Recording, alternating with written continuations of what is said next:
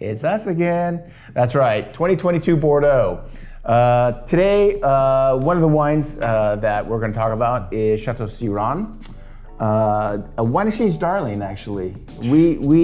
This wine. Killer value. Yeah, I mean, I think kind of 15 was their turning point. I mean, we sold the wine going back to the 2000 vintage and even probably older than that, but 15 is where we really saw this property kind of turn around.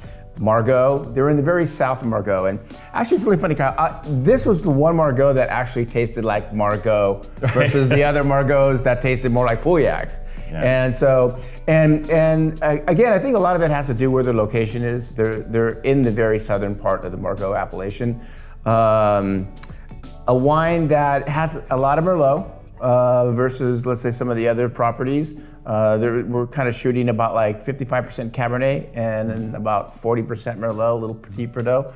I don't know, I thought the wine was beautiful, very elegant, very Margaux in style, lots of violets and stuff. I don't know. Yeah, elegant was the word that I was gonna proffer. It's a wine that, there's a lot of wines in the central district of Margaux that are big wines, like Tristen, rich wines. It's the appellation, I think, in 2022 that feels like the most sun-kissed, the most solar, as the French say. Yeah. And when you pull out of that little central district area that's usually like the greatest part of Margaux, is actually when you get wines that are tasting a little more Margaux-y. Yes. And so if you like that elegance, those florals, those violet characters, and you like a little balance and symmetry in your Margaux, Siran's the wine, and the price is I mean, usually under $35, and you get like a 90, I think it's like 94, 95 points or something like that.